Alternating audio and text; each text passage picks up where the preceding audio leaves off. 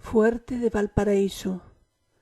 Acompañada por mi curiosidad libresca y fantasiosa, me dirijo a unas ruinas que no son restos de un castillo, aunque lo parezcan, sino de un fuerte de nombre muy bello, Valparaíso, y del siglo XVII, según nos cuentan los más sabios. Ahora que estoy alcanzando su grandeza decadente, mi corazón palpita con intenso latido.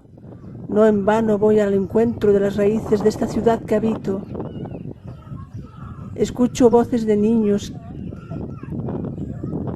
que se apropian del lugar, jugando en cada rincón de las estancias, apenas sugeridas por muros reconstruidos en parte y por puertas ausentes. Es un día brillante y las piedras reflejan la luz con una belleza insólita. A cada trecho me encuentro vanos o tragaluces dispersos por los muros, que me hacen sentir una espía al mirar a través de ellos. Puedo apreciar la vegetación y la ciudad moderna allá abajo. Unos pocos vanos están ciegos.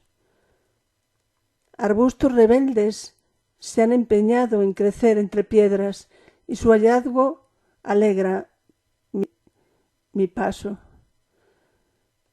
El mar está muy cerca.